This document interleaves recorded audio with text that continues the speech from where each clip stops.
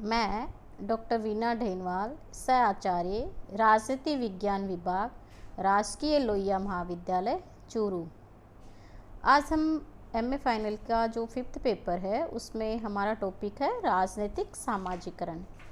पिछली क्लास में हमने राजनीतिक सामाजिकरण का अर्थ, उसकी विशेषताएं, उसकी परिभाषाएं और उसके प्राचीन और आधुनिक सामाजिकरण के बारे में चर्चा की थी। आज हम चर्चा कर रहे हैं राजनीतिक सामाजिकरण के अभिकरण। राजनीतिक सामाजिकरण की प्रक्रिया प्रत्येक राजनीतिक समाज में चलती रहती है। इसको गतिशील बनाए रखने में अनेक तत्वों का योगदान होता है।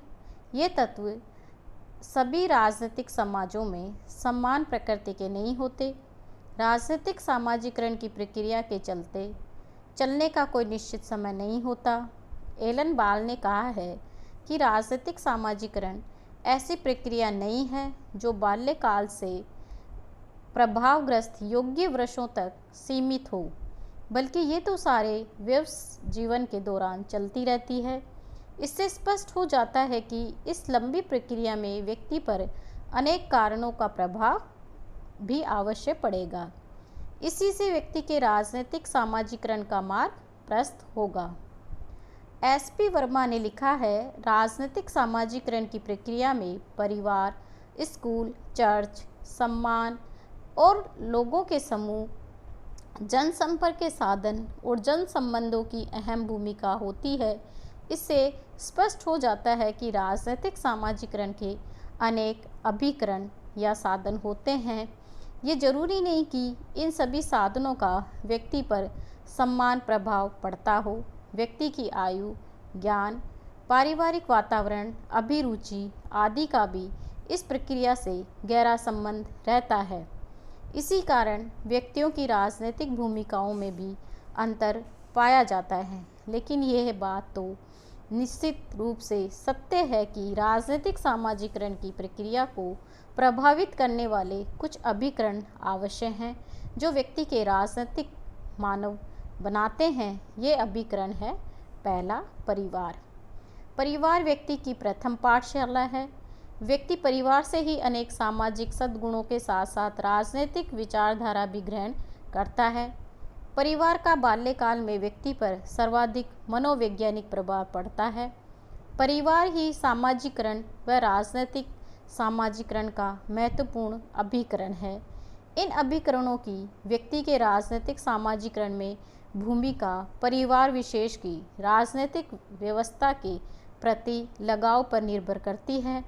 आज परिवार की राजनीतिक सामाजिकरण में पहले की अपेक्षा भूमिका में वृद्धि हुई है, लेकिन मध्य प्रदेश जैसे राज्यों में कुछ भागों में आज भी गांव राजनीतिक सामाजिकरण की प्रक्रिया से पूरी तरह नहीं जुड़ पाए। जहां आर्थिक विकास की समस्या है, वहां भी राजनीतिक सामाजिकरण में परिवार या ग्रामीण समाज का कोई महत्वपूर्ण योगदान नहीं रहा। लेकिन आज भारत में कुछ बहुत कम ही ऐसे क्षेत्र हैं जहां राजनीतिक सामाजिकरण की प्रक्रिया न पहुंची हो। आज प्रत्येक गांव में स्थानीय स्वशासन की इकाइयों ने व्यक्ति को राजनीतिक भूमिका अदा करने पर मजबूर कर दिया है। आज गाँव में ऐसा परिवार मुश्किल से मिलता है जो राजनीति से दूर हो। आज हर समय खाली वक्त में प्रत्येक परिवार में राजनीतिक बातों पर खुलकर विचार विमर्श होता है। इसका प्रभाव बच्चों पर भी अवश्य पड़ता है। बच्चा भी धीरे धीरे राजनीतिक बातों में रुचि लेने लगता है। जब गाँवों में पंचायतों के चुनाव होते हैं तो प्रत्येक बच्चा भी राजनीतिक क्रिया करते हुए देखा जा सकता है। यही हाल शहरी स्वशासन की संस्थाओं के चुनावों में होता है। परिवार में बढ़ती राजनीतिक चेतना बालक के मानस पटल पर भी अवश्य प्रभाव डालती है। इससे स्पष्ट हो जाता है कि जो परिवार राजनीतिक दृष्टि से अधिक सामाजिक है, वह अपने बच्चों को भी राजनीतिक मानव बनाने में प्रेरणा के तौर पर कार्य करता है। परिवार में सीखे गए सद्गुण ही व्यक्ति के राजनीतिक जीवन में बहुत काम आते हैं। अतः परिवार राजनीतिक सामाजिकरण का प्रथम व प्रमुख अभिकरण है। शैक्षणिक संस्थाएं राजनीतिक व्यवहार का महत्वपूर्ण चर है। बच्चे राजनीतिक समाज की आवश्यकताओं के अनुरूप ढालने में स्कूल व कॉलेज स्तर की शिक्षा का भी महत्वपूर्ण योगदान होता है। बच्चा स्कूल स्तर से ही अपने देश की राजनीतिक घटनाओं का ज्ञान प्राप्त करने लगता है और कॉलेज स्तर तक पहुंचते पहुंचते उसका राजनीति के प्रति अधिक लगाव हो जाता है। इस स्तर पर आकर वह स्वयं ही विद्यार्थी संघ के चुनावों में अभिरुचि लेने लगता है और नेतृत्व की प्रक्रिया में अहम भूमिका अदा करने की सोचने लगता है। यह शैक्षणिक प्रक्रिया ही है जो व्यक्ति को संपूर्ण राजनीतिक मानव बना देती है। आज शैक्षणिक पाठशालों में राजनीतिक संरचना, इतिहास, शासन तंत्र, कानून, संविधान, भौतिक अधिकार व स्वतंत्रता आदि को शामिल किया गया है ताकि बच्चे का राजनीतिक घटनाओं व व्यवस्थाओं से परिचित हो सके। चीन और रूस में शैक्षणिक संस्था ही राजनीतिक सामाजिकरण का सबसे अहम साधन है। राजनीति शास्त्र का विषय आज प्रत्येक देश में पढ़ाया जाता है, जिससे नागरिकों में देश व राजनीति के प्रति ज्ञान बढ़ता है, जो कई बार प्रकट रूप ले लेता है। छात्र संघ के चुनाव राजनीतिक सामाजिकरण का प्रकट रूप ही है। अतः शैक्षणिक संस्थाएं भी राजनीतिक सामाजिकरण का महत्वपूर्ण साधन है। मित्र मंडली, प्रत्येक देश में शैक्षणिक संस्थाओं के दौरान ही बच्चों के हमजोली या लंगोटिए समूह बन जाते हैं, जो बाद में खुलकर विचार विमर्श करते हैं व गप्पे हाँकते हैं। ये समुद्र अनौपचारिक होते हैं। इन समूह में बच्चा विचार विमर्श की कई बातों को आत्मसात कर लेता है। अध्यापक द्वारा बताई गई बातें तथा समाचार पत्रों से प्राप्त राजनीतिक घटनाओं की जानकारी पर ये हमजोली समूह खुलकर चर्चा करते हैं। चुनावों के समय ये हमजोली समूह कुछ न कुछ राजनीतिक गतिविधियां आवश्यक करते हैं। चुनावी प्रचार में जुटे लोगों की बातें सुनना, पर्चे पढ़ना, नारे लगाना इन्हें बहुत अच्छा लगता है। जब ये व्यवस्थित हो जाते हैं तो इनका गठजोड़ और अधिक मजबूत हो जाता है। वे इस बात पर निर्णय करने लगते हैं कि कौन सी पार्टी ठीक है या कौन सा नेता ठीक है। पढ़े लिखे बच्चों में अनपढ़ों की अपेक्षा अधिक राजनीतिक चेतना रहती है। ये स्वैच्छिक समूह उम्र के साथ साथ बनते बिगड़ते रहते हैं, लेकिन इनका अस्तित्व अवश्य रहता है। परिपक्व आयु में बनने वाले स्वैच्छिक समूह व्यक्ति का अधिक राजनीतिक सामाजिकरण करते हैं और यह राजनीतिक सामाजिकरण स्थायी प्रकृति का होता है। दबाव व हित समूह। आज प्रत्येक लोकतांत्रिक देश में दबाव या हित समूह अवश्य पाए जाते हैं। समाज के विभिन्न वर्गों के प्रतिनिधित्व होने के कारण उनका राजनीतिक व्यवस्था पर गहरा प्रभाव पड़ता है। ये समूह सामाजिक व धार्मिक संस्थाओं के रूप में भी हो सकते हैं। आज विश्व में कृषक, मजदूर, सरकारी कर्मचारी, व्यापारी, विद्यार्थी, स्त्रियां आदि के अनेक संगठन हैं जो राजनीतिक गतिविधियां करके व्यक्ति का राजनीतिक सामाजिकरण करते हैं। राजनीतिक दल के साथ लगकर राजनीतिक व्यवस्था को प्रभावित करने के लिए हमेशा जोड़ तोड़ करते रहते हैं। जनमत को अपने पक्ष में करने के लिए ये तरह तरह के तरीके प्रयोग में लेते हैं। वह अपने क्रियाकलापों द्वारा राजनीतिक सामाजिकरण में अहम भूमिका निभाते हैं। कई बार तो ये राजनीतिक दलों को आर्थिक सहायता देते हैं और राजनीतिक स्तर पर किए जाने वाले नीति निर्णय को भी प्रभावित करते हैं। इनकी गतिविधियां ही राजनीतिक सामाजिकरण का अभिकरण है। राजनीतिक दल। आज प्रत्येक देश में राजनीतिक दल हैं विद्यमान है। चुनावी राजनीति को अहम जामा पहनाने में राजनीतिक दलों की महत्वपूर्ण भूमिका होती है। आज हर व्यक्ति का राजनीतिकरण करने का प्रयास राजनीतिक दल ही करते हैं। केंद्र से लेकर ग्रामीण इकाई तक राजनीतिक दलों का जो जाल फैला हुआ है, उससे व्यक्ति का राजनीतिकरण कर दिया जाता है। आज ग्रामीण संस्थाओं के चुनाव भी राजनीतिक दलों के गुप्त मार्गदर्शन से संपन्न होने लगे हैं। अब कोई भी व्यक्ति राजनीतिक दलों के प्रभाव से नहीं बच सकता। राजनीतिक दल ही सत्ताधारकों के जन्मदाता हैं। राजनीतिक दल अपनी विशेष राजनीतिक विचारधारा रखते हैं, जिसको क्रियात्मक रूप देकर वे राजनीतिक समाज का सामाजिकरण करते हैं। दलों के वार्षिक अधिवेशन, चुनावी घोषणा पत्र राजनीतिक सामाजिकरण की प्रक्रिया को आगे बढ़ाते हैं। राजनीतिक दल ही जनता को राजनीति की तरफ आकर्षित करते हैं। राजनीतिक दलों द्वारा चलाए जाने वाले सदस्य अभियान राजनीतिक सामाजिकरण का महत्वपूर्ण अंग है। राजनीतिक दलों की गतिविधियों के कारण ही आज प्रत्येक व्यवस्थ व्यक्ति राजनीति के रंग में रंग चुका है, अतः राजनीतिक दल भी राजनीतिक सामाजिकरण का प्रबल आधार है। जनसंपर्क के साधन। आज जनसंपर्क के साधनों ने भी व्यक्ति का राजनीतिक सामाजिकरण कर दिया है। समाचार पत्र, रेडियो, टीवी, पत्र पत्रिकाओं से मिलने वाली राजनीतिक घटना की जानकारी व्यक्ति को काफ़ी प्रभावित करती है। इसी से उसके राजनीतिक विचार बनते व बिगड़ते हैं। आज सभी शासन व्यवस्था जनसंपर्क के साधनों का प्रयोग करके अपने नागरिकों का राजनीतिक अभिमुखीकरण करने लगी है। आज हम जो कुछ रेडियो पर सुनते हैं, टीवी पर देखते हैं और समाचार पत्रों में पढ़ते हैं, वह हमारे राजनीतिक जीवन का अभिन्न अंग बन जाता है। साम्यवादी देशों में तो जनसंपर्क के साधन ही सरकार के पास राजनीतिक अभिमुखीकरण का प्रबल साधन है। आज विकासशील व विकसित देशों में भी जनसंपर्क के साधन ही सामाजिकरण में अहम भूमिका निभाते हैं। राजनीतिक व्यवस्था। आज राजनीतिक व्यवस्था की संस्थागत संस्थाएं भी राजनीतिक सामाजिकरण का प्रबल साधन बन गई है। सरकार द्वारा किए गए कार्यों को नागरिकों की पसंद या नापसंद से जोड़कर इनका पता लगाया जाता है। साम्यवादी सरकारें जनसंपर्क के साधनों तथा शैक्षणिक संस्थाओं का प्रयोग करके शासन तंत्र के इच्छित मूल्यों को नागरिकों में भेजती है। नागरिकों की अभिवृद्धि, मान्यताएं और आस्थाओं को राजनीतिक सामाजिकरण की तरफ मोड़ने के हर प्रयास करती है।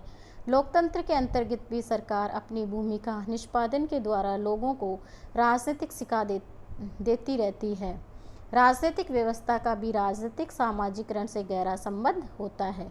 चीन व सोवियत संघ में लोगों को राजनीतिक शिक्षा देने के लिए स्वैच्छिक युवा वर्ग और संगठन को आर्थिक मदद भी की जाती रही है। कई बार तो धर्म तक को भी आड़े लेकर लोगों को राजनीतिक व्यवस्था से जोड़े रखने के प्रयास किए जाते हैं। आज जीविका के साधन। आज प्रत्येक व्यक्ति आर्थिक क्रियाओं से किसी न किसी रूप में उलझा हुआ है। विभिन्न सरकारी व गैर सरकारी आर्थिक कार्यों में लगे हुए लोग अपने हितों के लिए संगठन व संघ बनाकर राजनीतिक गतिविधियां संचालित करते रहते हैं।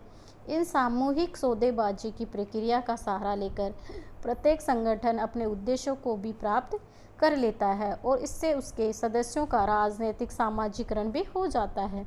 संघ के दौरान रहकर सीखने वाली हड़तालें, बंद, तोड़ फोड़, प्रदर्शन आदि गतिविधियां व्यक्ति के राजनीतिक स्वभाव का प्रमुख अंग बन जाती है, जो आगे चलकर राजनीतिक जीवन के किसी न किसी बिंदु पर अवश्य प्रकट होने लगती है। पावेल ने लिखा है, नौकरी और इसके इर्द गिर्द औपचारिक व अनौपचारिक संगठन, क्लब, मजदूर संघ आदि राजनीतिक सूचना और विश्वास तथा मूल्यों से स्पष्ट रूप से संचार संबंधी माध्यम है जो व्यक्ति का राजनीतिकरण करते हैं। राष्ट्रीय प्रतीक। राष्ट्रीय प्रतीक भी राजनीतिक सामाजिकरण का प्रमुख साधन होते हैं।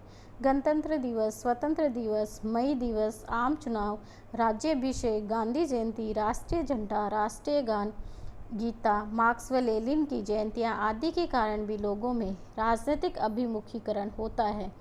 इनका बच्चों से लेकर वयस्क व्यक्ति तक कुछ न कुछ प्रभाव अवश्य पड़ता है। इससे लोगों को देश विदेश की राजनीतिक बातों का पता लगता है और इसके राजनीतिक विचार विकसित होते हैं जो राजनीतिक सामाजिकरण की तरफ ले जाते हैं। ये सभी जो हैं वो व्यक्ति के राजनीतिक सामाजिकरण में परिवार, शिक्षा, मित्र मंडली, जनसंपर्क के साधन, दबाव समूह, राजनीतिक दल, साहित्य, विभिन्न समुदाय आदि का महत्वपूर्ण योगदान होता है। साम्यवादी देशों में तो लोगों का राजनीतिक व्यवस्था के प्रति अभिमुखीकरण करने के लिए स्वयं सरकार द्वारा जनसंपर्क साधनों व शैक्षणिक संस्थाओं का खुलकर प्रयोग किया जाता है। इसलिए राजनीतिक सामाजिकरण की प्रक्रिया इन देशों में वह लक्ष्य अस्थायी रूप से पूरा कर पाते हैं। इसके विपरीत लोकतांत्रिक देशों में सामाजिकरण की प्रक्रिया सहज व स्वतः होने के कारण अधिक स्थायी परिणाम देने वाली होती है। इस तरह प्रत्येक देश की राजनीतिक व्यवस्था की प्रकृति में पाए जाने वाले अंतर के कारण वहाँ पर राजनीतिक सामाजिकरण की प्रक्रिया भी दूसरे देशों से भिन्न हो जाती है।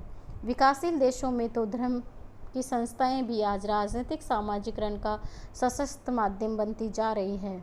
आज धर्म के नाम पर राजनीतिक अभिमुखीकरण करना एक आम बात हो गई है। आर्थिक साधनों के अभाव में कई बार राजनीतिक सामाजिकरण के साधन संयुक्त रूप से कार्य नहीं कर पाने के कारण अपने लक्ष्यों में पिछड़ जाते हैं।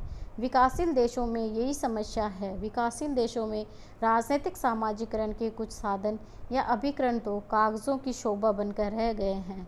भारत में स्कूली शिक्षा से सभी बच्चों को 2010 तक जोड़ना इस बात का सूचक है कि आने वाले समय में भारतीय समाज में राजनीतिक सामाजिकरण की प्रक्रिया में अवश्य तेजी लाएगी, जो राजनीतिक व्यवस्था के लिए एक शुभ संकेत होंगे। अतः निष्कर्ष तौर पर कहा जा सकता है कि किसी भी राजनीतिक व्यवस्था की प्रकृति, राजनीतिक समाज के मूल्य व अभिमुखीकरण, जनसंपर्क के साधनों की व्यवस्था, आर्थिक विकास की प्रकृति, राजनीतिक संस्कृति का स्वरूप आदि राजनीतिक सामाजिकरण का मार्ग प्रशस्त करते हैं।